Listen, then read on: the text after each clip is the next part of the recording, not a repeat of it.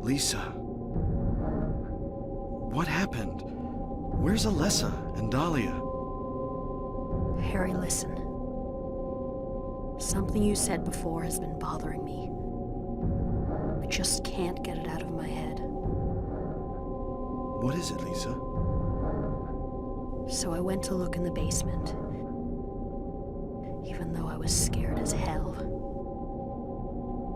Like you said, there were these creepy rooms, but nothing really unusual down there. But while I was down there, I got this weird feeling. Like I'd been there before. Like something happened there, but I can't quite remember somehow. What was it? Harry, help me.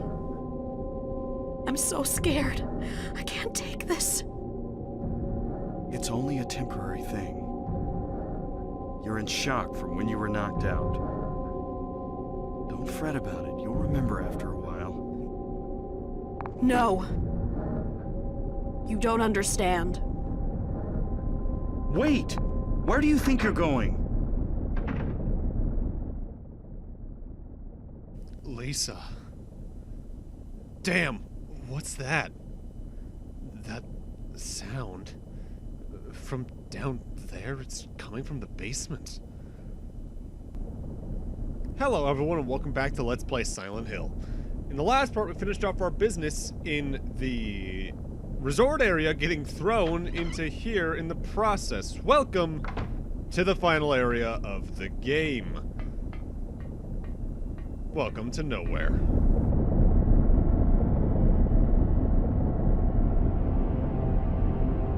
I'm being summoned. What happened in this town? What could be making things like this? I have a feeling if I take the elevator down, I'll find it. Cheryl.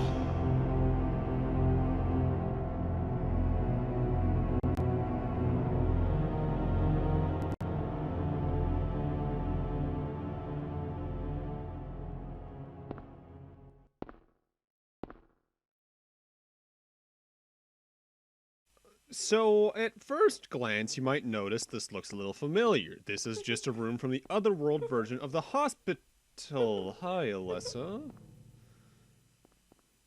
Where are you going? Went into this door. It's locked. The word Phaleg is carved in the door. By and large, a lot of doors in here have words carved on them and you need specific keys to open. In fact, some rooms that didn't have keys at all in the hospital now do. For instance, this birdcage was in the otherworld hospital, but now there's a key in it. There's also notably some handgun ammo behind it. The best way to compare Nowhere, and this is going to sound really damning to people who have played this, is it's sort of like the Great Maze from Subspace Emissary and Smash Bros. Brawl. In that it's made of interconnected areas from a lot of the parts of the game we've been through already. Namely, a couple of rooms from the school, a couple of rooms from the hospital, and a couple of rooms from other places. There is some original stuff here still, but a lot of it's reused.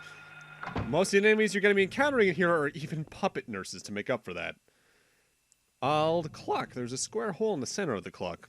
One of the hands of the clock. It's a key. I can't get to it because of the glass cover. Heaven forbid you use the axe we're using to break it, but oh well. The old antique store is going to be your main save point for a lot of this area. As while this area isn't exactly very big, there's a lot to do in it because there's only one way you can get through this area. There's one direct path you can use. There's no real variance there. The only other enemy type we're going to be encountering in here is a grown-up version of those larval stalkers we've seen throughout the game, and even then, they act the exact same way as gray children. With that said, by and large, the plot of the game is almost entirely explained in this area. And I say almost entirely because, A, we've gotten some hints thus far, but also in the North American version, there's just a document missing in this area that was supposed to be only readable if you read every single document in the game. And I do think I missed one somewhere along the line, but because of that, there's also a different document I can't read here. Go home, thief. Drop dead. Well, clearly someone was bullied. I think this is one of the only rooms from the school that shows up here, too, which makes it all the creepier to me in its own way. And down here is our main destination for coming down this set of doors. These two particular tools. I think this is the screwdriver and the pliers. The pliers we can use in a room we've already seen, but if you remember our trip to the hospital, you might think there was one particular item you really didn't interact with when we were in the hospital that we can now use in this with the screwdriver on. In a lot of ways, though, I don't like that nowhere in particular is very reused area. There's some rooms you couldn't enter in your first trip to the hospital that now are changed to be something else, and yes, this is the other reason you couldn't enter certain doors in the Otherworld hospital besides the fact they were normally opened in the normal hospital. It just feels kind of weird, especially compared to what the later games would do.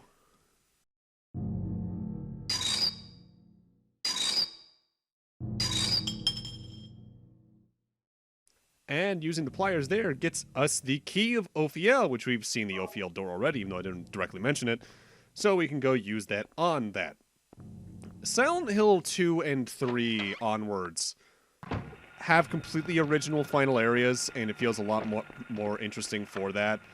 In fact, I believe I mentioned it prior, but Silent Hill 3 in a lot of regards is the most Team Silent Hill in the series because there's very little interaction, not interaction, but very little interference with, like, Konami executives from memory, because there's basically no town segment in it at all. Time for our next puzzle, though. Here we got 4 pictures with numbers associated with them. Each of these are relevant to a specific zodiac sign. I believe that's Pisces with 0. I think that's Aries. I think it's a ram with 4. Here we got, I believe this is Cancer with 10, and we had Libras over there with 0. This is relevant to the number of appendages each of those signs have. So here we have, I think this is Sagittarius, 4 legs, 2 arms, so 6.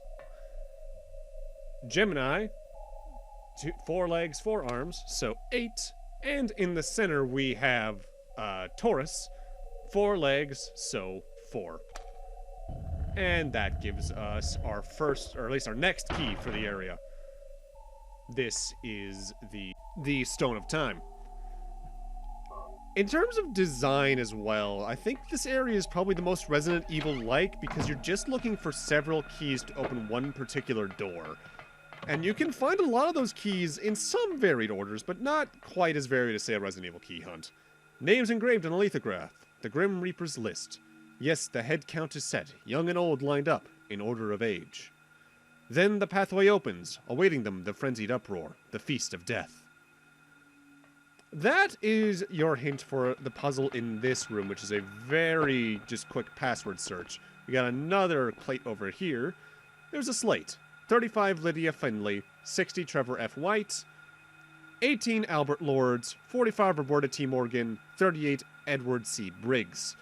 From the previous plate, they mentioned head count listed in age groups, so we need to list these in the order of youngest to oldest. Albert, Lydia, Edward, Roberta, Trevor. If you take the first letter of their names, that spells alert. That is the password you need to enter to open this next door. This is actually closer to what a lot of puzzles would be in Silent Hill 2 and 3, especially on normal and hard puzzle difficulty. And in that regard, I find it more satisfying, but it is probably one of the easiest of those particular puzzle types. Oh boy, this room. This room was one that made me very upset when I first played the game, for reasons we'll get into in a moment.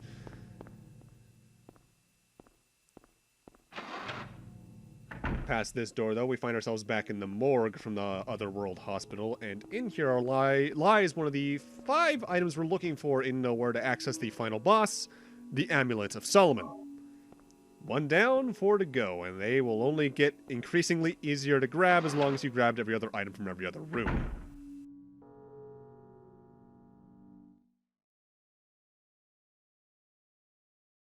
Harry, Lisa, what's the matter with you? I get it now.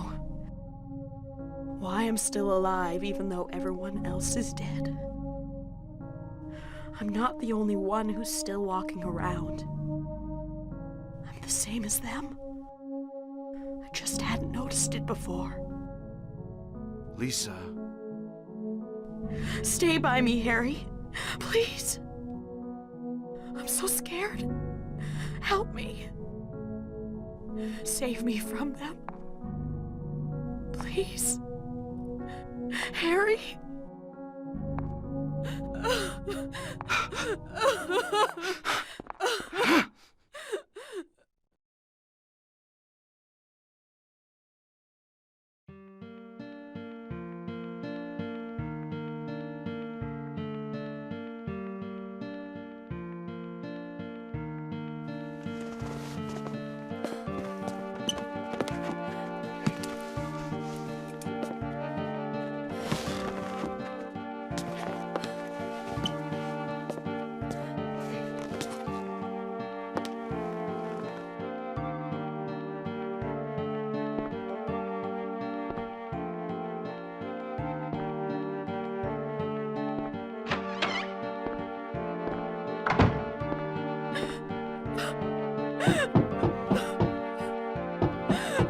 Lisa?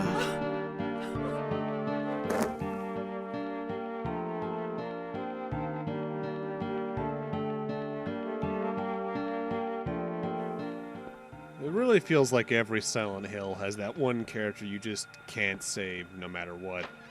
And Lisa's this game's one. She was a puppet nurse the entire time. She just never realized it. Really tragic. There's a diary on the floor. Ask Dr. Lemmy quit being in charge of that patient. It's too weird. Still alive, but with wounds that won't heal.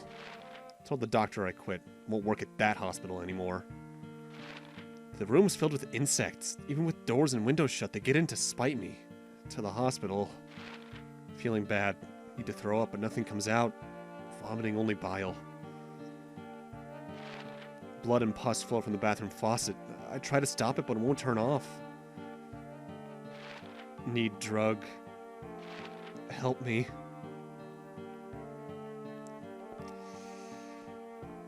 It took me a while to figure out what that particular journal was saying, but essentially, Lisa was in charge of a patient that wasn't like many other patients, and she was bribed to stay on with drugs. They foreshadowed that twist a little bit earlier, though. If you're paying attention, every time we've met with Lisa, it was in some form of the Otherworld. Not even the Fog World, not normal Silent Hill, just Otherworld.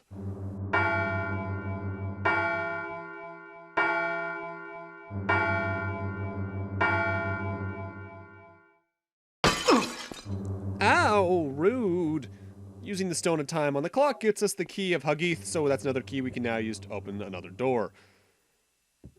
I should also note that the theme that plays during Lisa's FMV through the rest of that scene, even for reading the dialogue, I think it might just be Lisa's theme in the game, but it's sort of the theme of Silent Hill as well, because the motif that plays in that song, the da-na-na-na-na-na-na, shows up in every Silent Hill moving forward, and it is my favorite song in this particular game.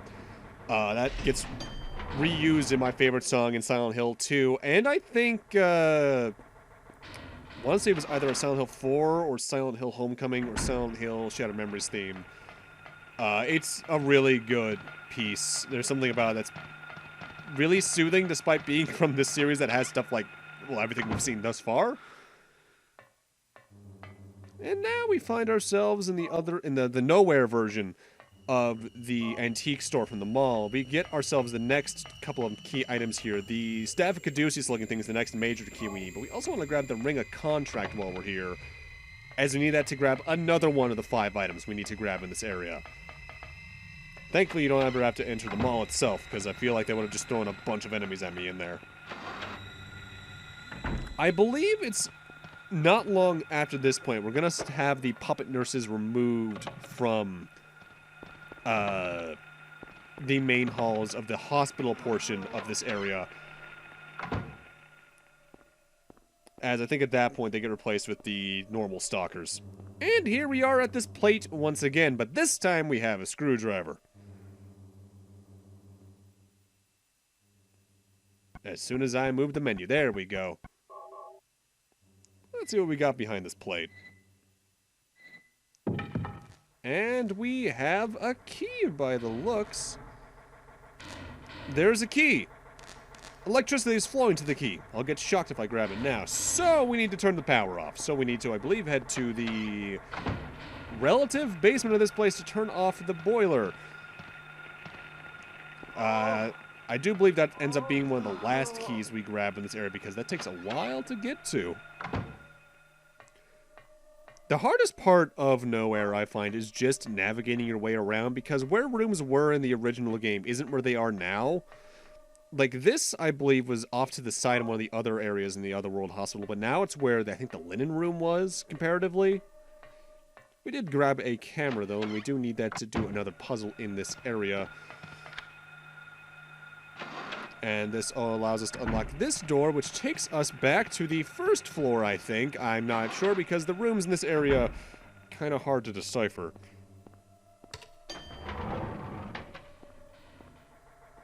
If there's any place I can see someone getting lost on their first time through, it is Nowhere, because you don't even have a map for this area.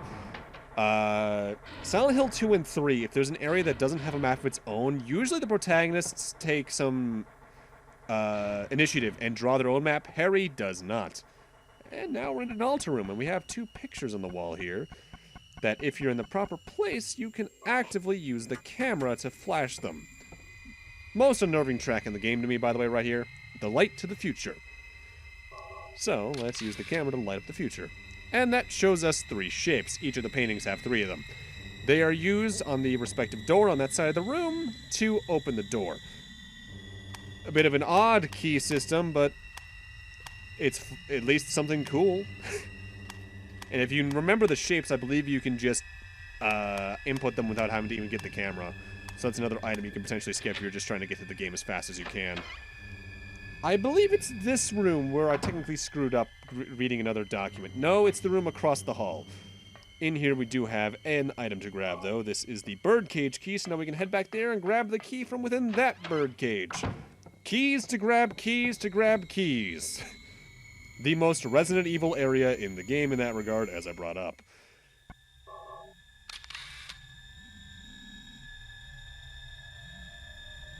I don't know what's so unnerving to me about this track in particular, because there's a lot of this type of music in the game, but there's something about this track that only I think plays in this room that just, when I'm playing at least, sends chills down my spine. It could be the frequencies they use, it could be the fact I was wearing headphones when recording this, I don't know. It gets to me, though.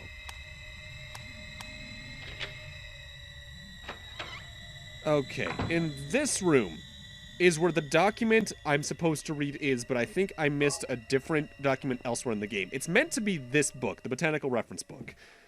If you've read some other document in the game that I guess I missed, that becomes the White Claudia document. To quote it, verbatim. Pemneal herb found near water. Reaches about 10 to 15 inches. Oblong leaves, white blossoms. Seeds cause hallucinogen. Ancient record shows used for religious ceremonies. The hallucinogenic effect was key. So, clearly some local drug around here is key in whatever's going on around here, and we've heard about a drug ring the entire game, more or less, haven't we? And I believe that's the last document you need to read until you find the document that's not even in the North American version of the game. What it is meant to be is the newspaper article that was cut out of the newspaper found in the hospital. It is a different newspaper document than the one in the motel's back room. To quote that verbatim, investigation stalled. PTV dealer still at large. Suspicious deaths continue. First, the anti-drug mayor, now a narcotics officer, dies of a sudden heart failure of unknown cause. Fire broken out in town. 6 homes destroyed. Charred body of Alessa Gillespie, 7, found in the aftermath. Cause of fire currently under investigation. Investigation shows source as basement of Gillespie house. Blaze now believed to be by malfunction of antiqued boiler. That is surprisingly key information because it also fills in a gap in the game's plot line that otherwise you just can't really figure out in the North American version. In particular, during the game's intro, we saw a young lady in bandages. That was Alessa. And that can fill in a hole for a cutscene we'll be seeing next part. Opening up the birdcage, though, gives us the key of Phaleg, which allows us to enter what was the basement in the sub-basement in the hospital originally. And that brings us to the Otherworld, the Nowhere kitchen. The chain's missing a link. And you can grab the dagger of Melchior. Don't do that and leave the room, though, unless you've used the ring of contract on the fridge to link the chains. As if you grab the dagger and leave without doing that, you get instantly killed by what's in this fridge. It's not a very gory death, you just get dragged in by one of the bloodsucker tentacles.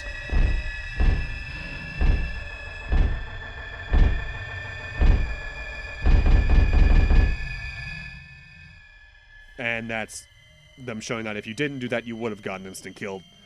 It's one of the few times in the game actually has a death trap like that, too, because usually the game's pretty good about not having instant death stuff outside of, like, split heads attack. Also, the basement is where you first encounter properly grown stalkers. Again, they're just shadowed versions of Grey Children, though, and you can physically attack them, unlike larval stalkers, which don't really have any kind of point as an enemy. So, if you want, just go all out. Again, I recommend saving, like, rifle ammo, but you can use all the handgun ammo in the world you want now, because you'll probably have a lot. I mean, just look at that. I have, like, 18 health drinks left. I can take a punishment or 3.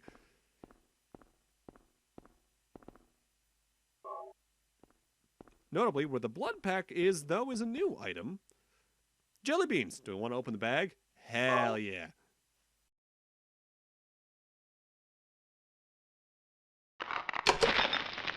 Oh, Harry, you wasted the jelly bellies, but it does have a key of Bathor in it. I don't even want to ask how it got in there because, well, it's Silent Hill. I don't need to ask. And we now find ourselves in a familiar location, the VCR room. The VCR in the Otherworld Hospital didn't work, but maybe this one will. Let's see what we got going on.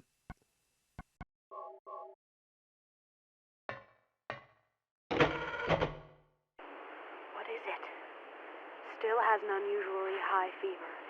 Eyes don't open. Getting a pulse, but just barely breathing. Her skin is all charred. Even when I change the bandages, the blood and pus just start oozing through. Why? What is keeping that child alive? I can't stand it any longer. I won't tell a soul. Promise. So please.